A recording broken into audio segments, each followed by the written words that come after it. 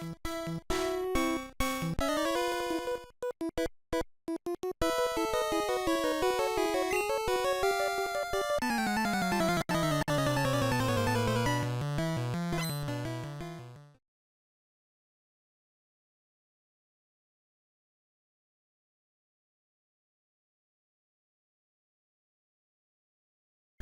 1996, a small Game Boy title launched in Japan, Pokemon Red and Green.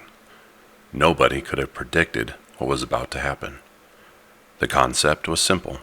Explore a world filled with mysterious creatures, catch them, train them, and battle other trainers. It wasn't just a video game, it was a social experience. Kids linked their Game Boys with cables, trading and battling with friends in a way no other game had done before. When Pokemon Red and Blue arrived in North America in 1998, it sparked a global phenomenon. The anime turned Ash Ketchum and Pikachu into household names. The trading card game flooded schoolyards, sparking playground deals and heated matches.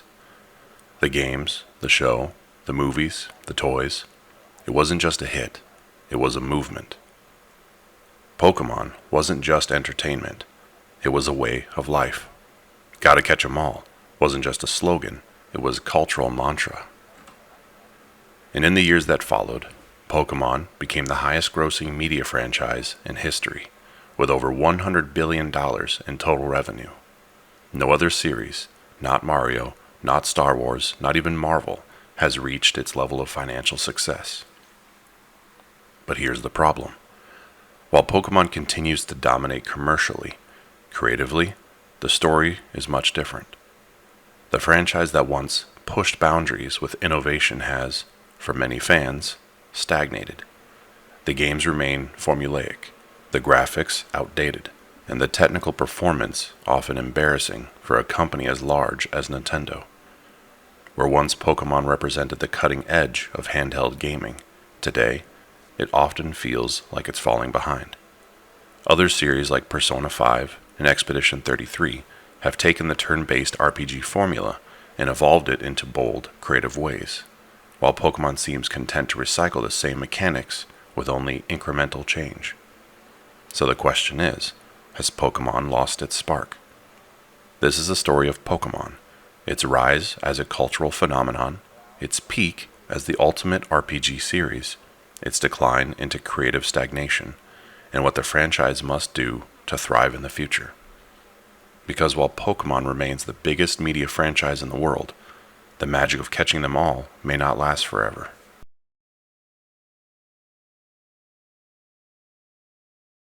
Before Pokemon became the biggest media franchise on Earth, it was just a small idea from a game designer with a passion for collecting. That designer was Satoshi Tajiri. As a child in Japan, Tajiri loved catching insects, beetles, crickets, anything he could find. This fascination with collecting creatures inspired him to dream of a game where players could do the same. Explore a world, discover unique creatures, and trade them with friends. In the late 1980s, Tajiri founded a small studio called Game Freak, originally a fan magazine or a fanzine, before evolving into a game developer. With the rise of Game Boy, he saw the perfect platform for his dream.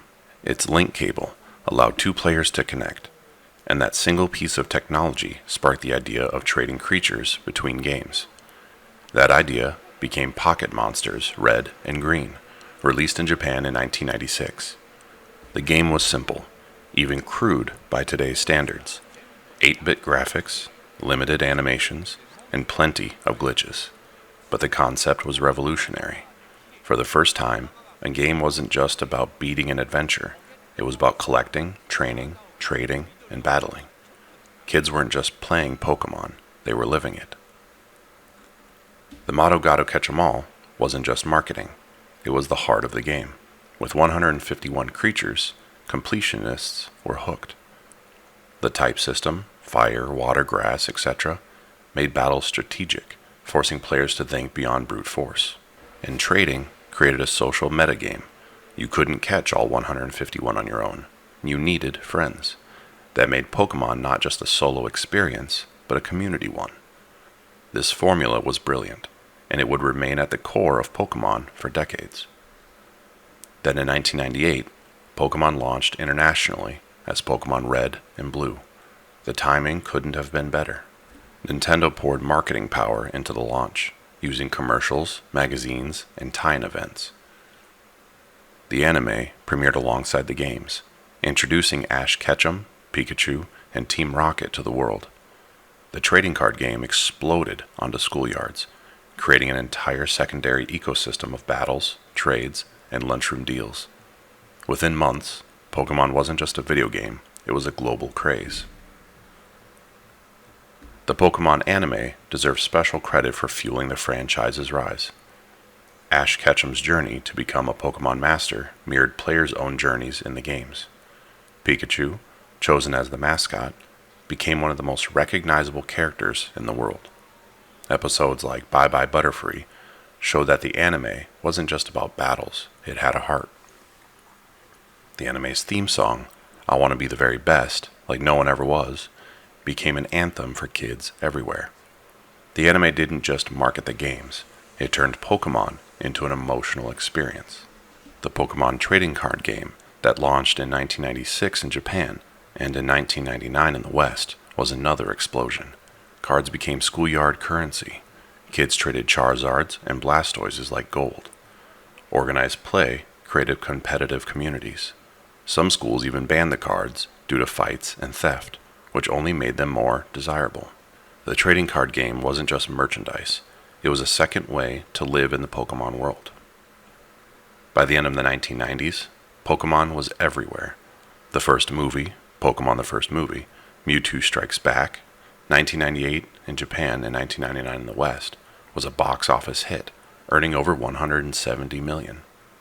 Pokemon toys, plushies, and tie-in products filled shelves. Kids wore Pokemon backpacks, shoes, even underwear.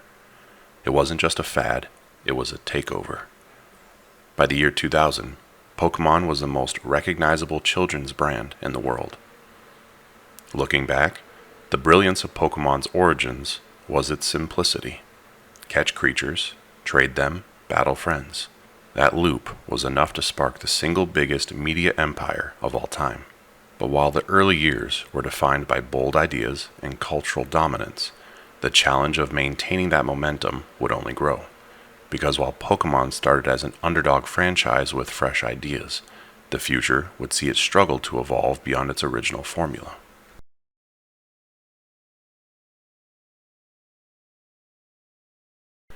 After the explosion of Red and Blue, Pokemon had a new challenge. Could it keep the momentum going?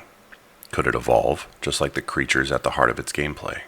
The answer, at least for a time, was yes. The late 90s through the mid-2000s marked Pokemon's golden age, an era of innovation, expansion, and cultural dominance that solidified it as a juggernaut. First, there was Generation 2, Gold and Silver. Released for the Game Boy Color, Gold and Silver introduced the Johto region, bringing 100 new Pokemon. For many, this was the most exciting generation because it felt like a true evolution of the formula. And there were some key innovations: a real-time clock with morning, day, and night cycles, breeding mechanics, shiny Pokemon, which created a whole new layer of rarity and obsession. After beating the Johto League, players could travel back to Kanto, effectively doubling the game's length. This was groundbreaking. 2 regions, 16 badges, a true sense of scope. Many fans still consider Gold and Silver the best Pokemon games ever made.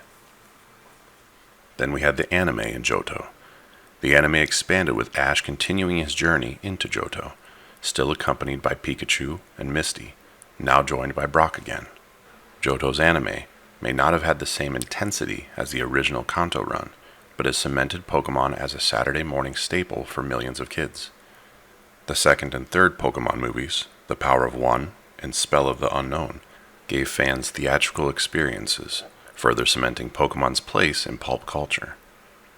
Then we had Generation 3 with Ruby and Sapphire. Pokemon moved to the Game Boy Advance with Ruby and Sapphire, set in the Hoenn region. This generation introduced abilities and natures, mechanics that transformed competitive battling. Double battles added a new layer of strategy. Hoenn's Pokemon designs were more diverse and colorful, reflecting the tropical vibe of the region. Critics note Ruby and Sapphire cut features like visiting Kanto, but it still expanded the depth of gameplay.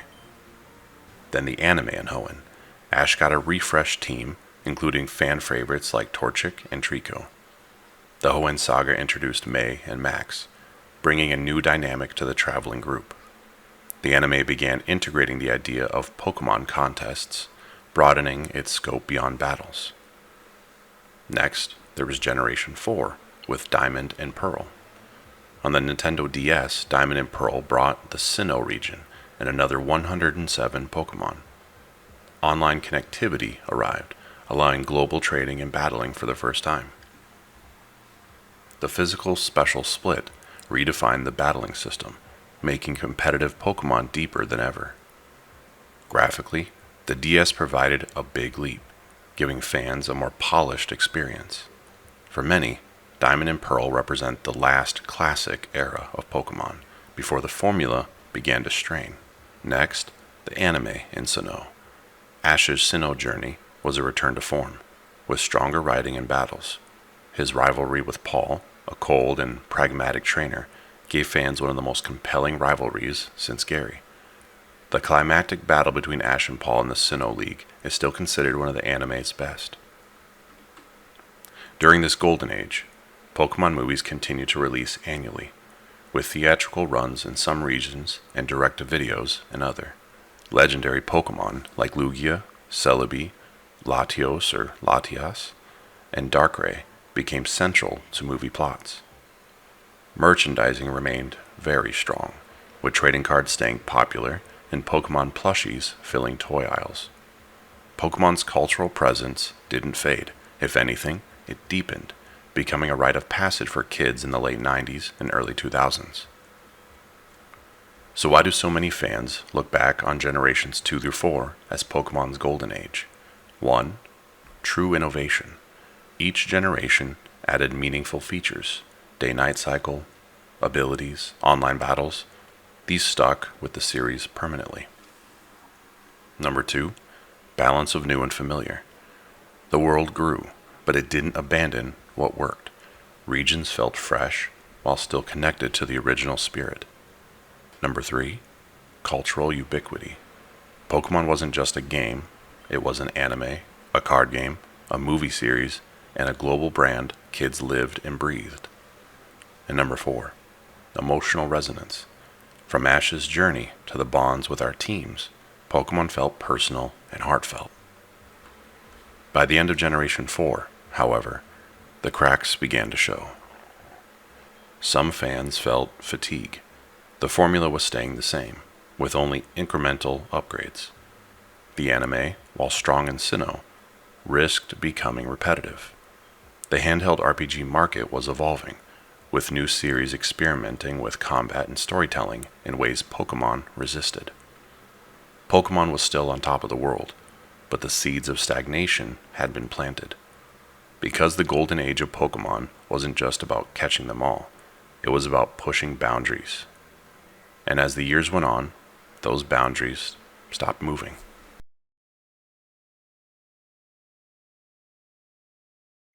After the success of Johto, Hoenn, and Sinnoh, Pokemon entered its middle years. Fans were older now. The franchise had been around for over a decade, and expectations were higher than ever. This was the moment where Pokemon needed to evolve in the same way it had once asked its players to evolve their teams.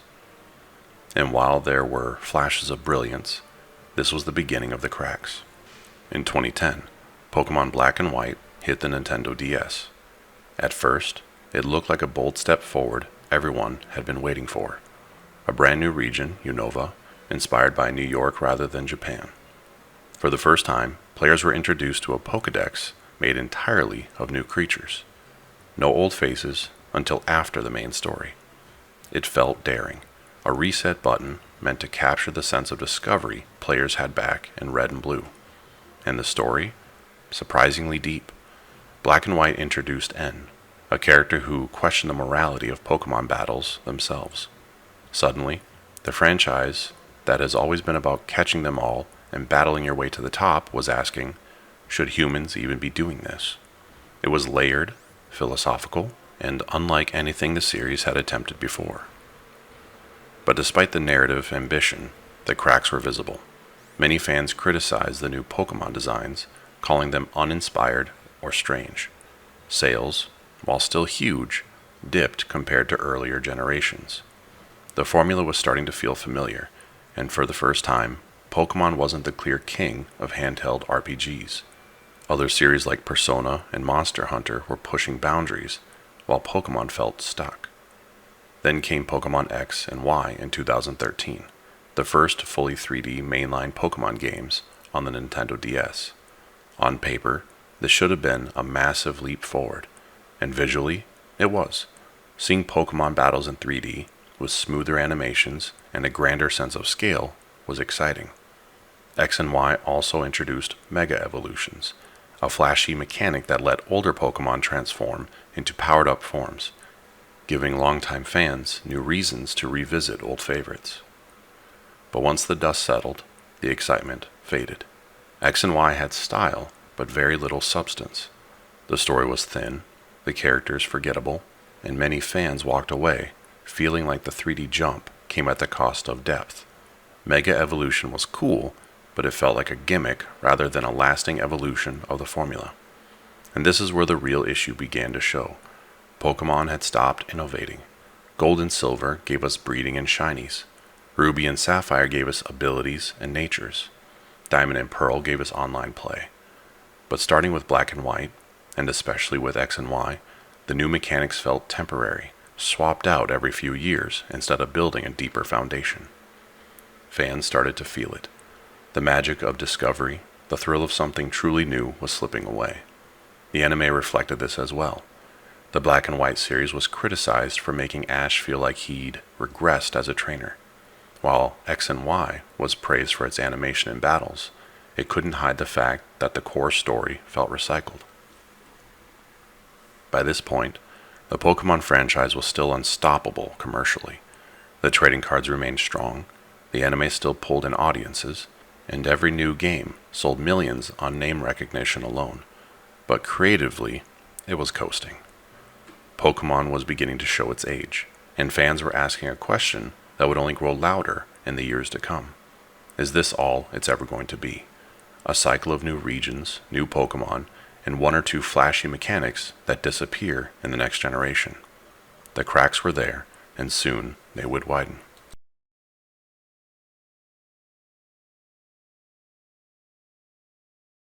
By the mid-2010s, Pokemon had entered a new phase. The franchise was no longer the scrappy underdog of the 90s, or the creative innovator of the 2000s. It was a global giant, the highest-grossing media franchise in the world, bringing in billions from games, cards, toys, and merchandise. But with all that success came complacency. Fans expected more than just new regions and new Pokemon. They wanted evolution. They wanted the series to grow with them. Instead, what they got was a mixed bag. Experiments that divided the fan base, and decisions that sparked real backlash for the first time in Pokemon history. When Pokemon Sun and Moon released on the 3DS in 2016, it was marked as a bold reinvention of the series. Gone were the traditional gyms and badges. Instead, players faced island trials across the tropical Alola region. Pokemon designs leaned into Hawaiian-inspired culture, with regional variants like Alolan Vulpix and Alolan Executor, breathing fresh life into classics. At first, fans were intrigued. Sun and Moon's story was stronger than usual, with characters like Lily and the mysterious Ultra Beasts adding emotional depth. The removal of gyms was controversial, but it showed Game Freak was at least trying to shake up the formula. But the honeymoon phase didn't last. Many players felt the pacing dragged with endless cutscenes and tutorials. The trials, while different, lacked the satisfaction of traditional gym battles. And the 3DS hardware was clearly struggling. Double battles and totem Pokemon fights often dropped frames and slowed to a crawl. Sun and Moon proved Pokemon could change, but it also raised the question, did fans really want change, or just better execution of the classic formula. Then came Pokemon Sword and Shield in 2019, the first mainline games on the Nintendo Switch. Expectations were sky high. This was supposed to be the leap into modern gaming. Pokemon on powerful hardware with open environments and fully 3D Pokemon models. Instead, Sword and Shield became the most controversial Pokemon ever released. The backlash began with one word, #Dexit. For the first time in franchise history, not all Pokemon were included. Fans discovered that hundreds of Pokemon were cut from the game's Pokédex, and Game Freak's explanation that higher quality animations required limiting the roster. This only fueled anger when reused animations from past games were spotted. The graphics were another sore spot. For a series with billions of dollars in revenue, Sword and Shield looked dated compared to other Switch titles like Breath of the Wild or Xenoblade Chronicles 2. Players mocked the flat textures, stiff animations, and empty environments. And while the wild area, a semi-open zone where Pokemon roamed freely, was a step in the right direction, it felt underdeveloped, more proof of what could be rather than what Pokemon actually delivered. Sword and Shield still sold over 25 million copies, making them some of the best-selling Pokemon games ever. But sales didn't tell the whole story. For the first time, the fan base wasn't united in excitement. Instead, it was split between those who enjoyed the game for what it was, and for those who saw it as a lazy cash grab from a franchise resting on nostalgia. Then there was the anime. The anime reflected this divide. Sun and Moon's anime was more comedic and slice of life, with Ash's art style softened and goofy. Some fans loved the lighter tone, others hated it. Sword and Shield's eras brought Pokemon's journeys, which ditched a single region in favor of world-hopping adventures. Again, divisive. By this point, Pokemon was no longer just an anime or a game. It was a media empire. The mobile game Pokemon Go had reignited global hype in 2016, proving Pokemon could still capture lightning in a bottle. But that only highlighted the mainline game's shortcomings. Why could a mobile app innovate with AR gameplay, while the console titles felt stuck in the past? Then there was a turning point. Sun and Moon showed experimentation that didn't fully land.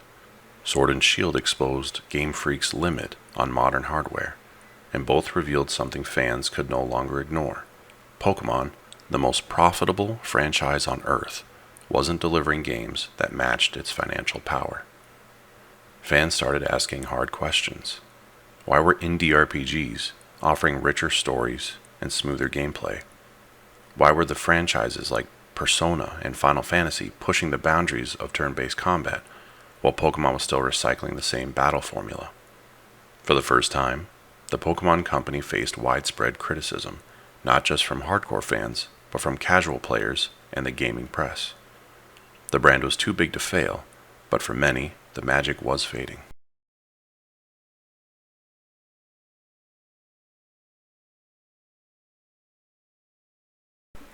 In 2022, Pokemon finally attempted what fans had been dreaming of for years: a fully open-world adventure.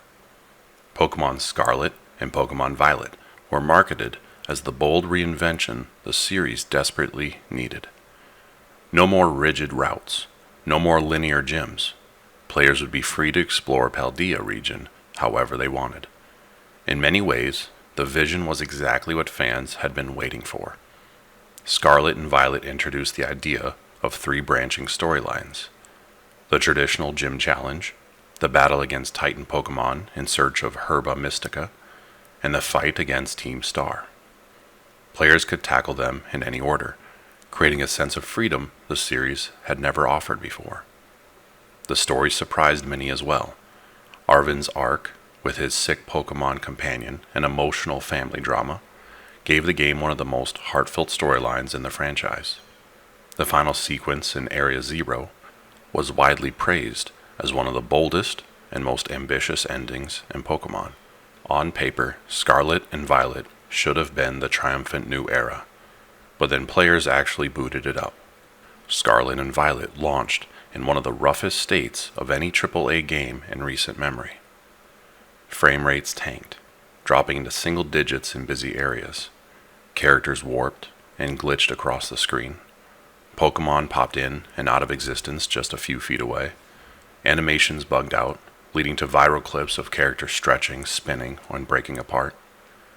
Even save files corrupted for some players, wiping dozens of hours of progress. For a franchise worth over $100 billion, owned by companies like Nintendo and the Pokemon Company, this was unacceptable.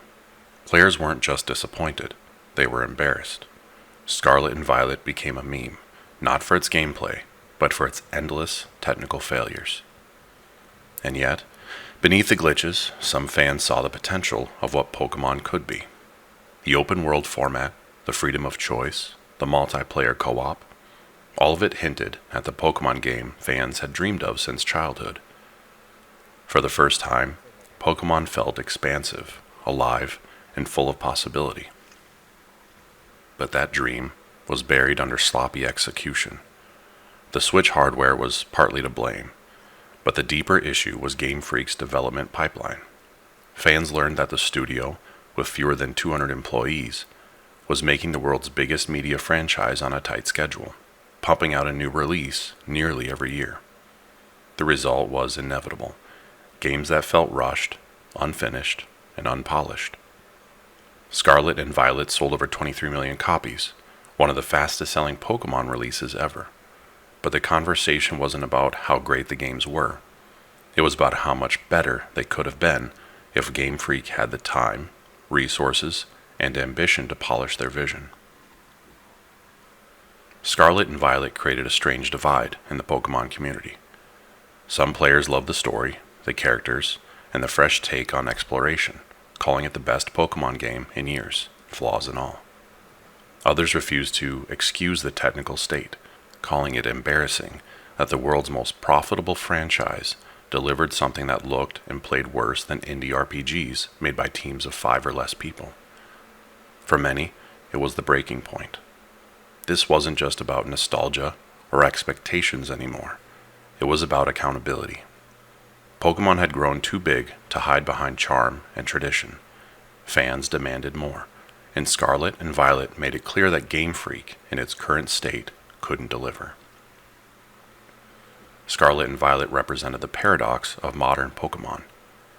The ambition is finally there. The willingness to experiment, to take risks, to break the formula, it's all visible. But the execution is so sloppy, the technical foundation so weak, that the ambition collapses under its own weight. It's innovation without refinement, growth without stability. A dream game delivered in a nightmare state. And the sad truth is that many fans walked away from Scarlet and Violet not thinking about what they had played, but imagining what they could have played. Because if Pokemon could combine Scarlet and Violet's ideas with the polish and care the franchise deserves, it would be unstoppable.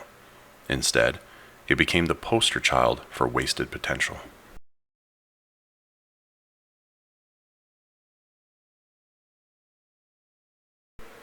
Here's the strange thing about Pokemon. Despite the controversies, the glitches, and the criticisms of lazy design, it's still unstoppable. Every generation, the fan base complains, and every generation, the games sell millions. Pokemon trading cards remain a billion-dollar business. The anime continues to run, now shifting from Ash's decades-long journey to brand new protagonists. And conventions, cosplay, and merchandise keep the brand alive. So why does Pokemon endure? Because, despite its flaws, it is still the most profitable media franchise of all time. The first reason is simple: nostalgia. For fans who grew up with Red and Blue, Pokemon isn't just a game, it's a childhood memory. Catching a Charmander or Bulbasaur isn't about stats or graphics, it's about recapturing the magic of the schoolyard trades and Saturday morning cartoons. And with every new generation of kids, Pokemon gets a fresh audience. The formula is timeless: catch creatures, train them, and go on an adventure. Even if older fans are frustrated, younger players are discovering Pokemon for the first time and falling in love, just like their parents did. That generational cycle ensures Pokemon never dies. It's not just a game anymore, it's a rite of passage. Another reason Pokemon thrives is accessibility.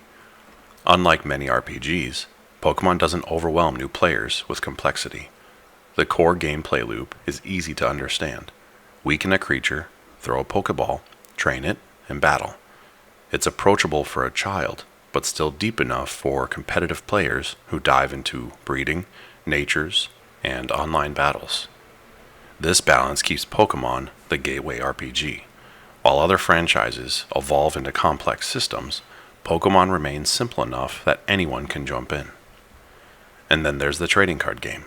What began as a playground fad in the late 90s has grown into a billion-dollar industry in its own right. In recent years, the trading card game exploded again thanks to YouTubers, streamers, and collectors chasing rare cards like Shiny Charizard. Cards sell out instantly, booster boxes skyrocket in price, and rare pulls are treated like gold. For some, the trading card game is more exciting than the video games themselves, and it keeps Pokemon relevant in ways few franchises can match. Then we have the anime. For over 20 years, Ash Ketchum's journey defined the Pokemon anime. In 2023, that journey finally ended, with Ash achieving his dream of becoming world champion. His send-off was emotional for longtime fans, and his legacy ensures the anime will always be a part of Pokemon's identity. Now, with new protagonists, Liko and Roy leading the next era, the anime is exploring fresh territory. It might not reach the same heights of Ash and Pikachu, but it keeps Pokemon on TV screens for a global audience. Add in movies, manga, plushies, clothing, and constant merchandising, and Pokemon never truly leaves the cultural conversation.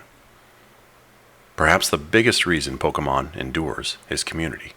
For decades, Pokemon has been something you share. You trade with friends, battle siblings, swap cards at school, or talk online about your favorite teams. From the Link cable days to the online battle towers, Pokemon is inherently social. And when fans complain, they do so together. The memes about Scarlet and Violet's glitches, they only reinforced Pokemon's cultural presence. Even at its weakest, people are still talking about it. This is Pokemon's strange paradox. It frustrates its fans, but they keep buying. It stumbles technically, but it dominates commercially. It hasn't meaningfully innovated in years, yet it inspires joy across generations. Why? Because Pokemon has something no other franchise has, a permanent place in our hearts. It was there when we were kids, and it's still there now. That legacy is untouchable. Even if the games are messy, even if the anime is divisive, even if the franchise coasts on nostalgia, the core magic of catching a creature, training it, and watching it grow is timeless. That's why Pokemon still thrives. Not because it's perfect, but because it never had to be.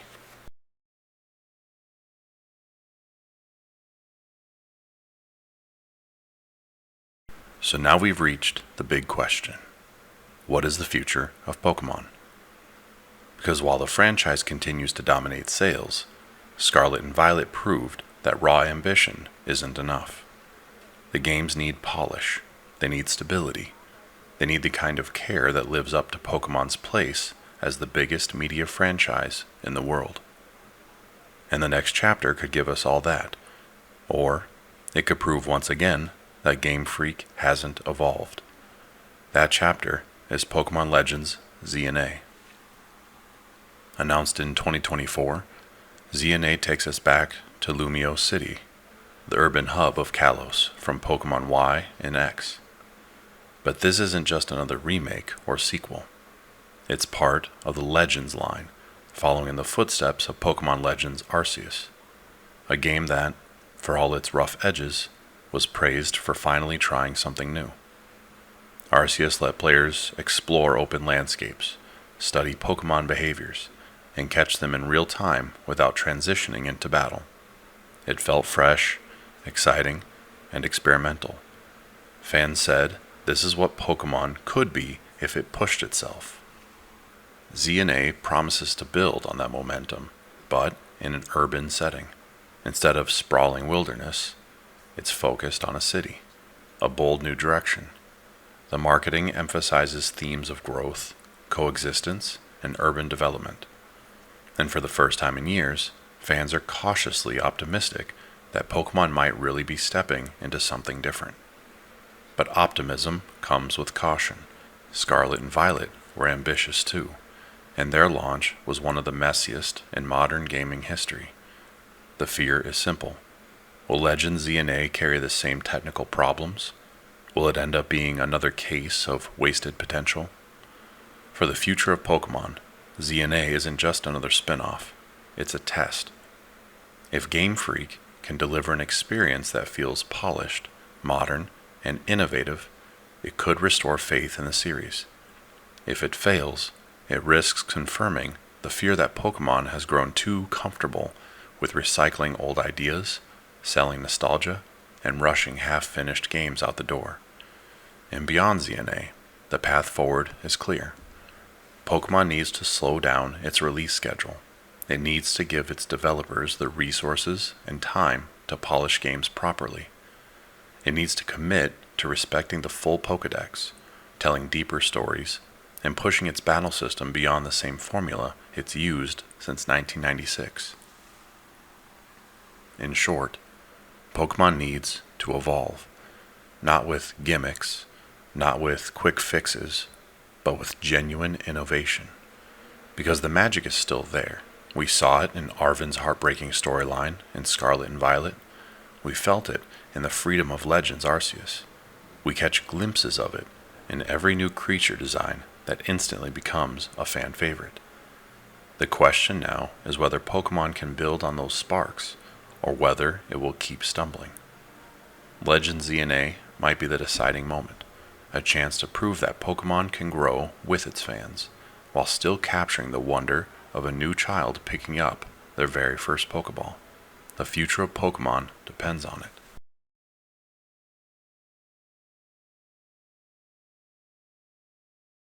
When you look back at Pokemon, it's hard not to be amazed.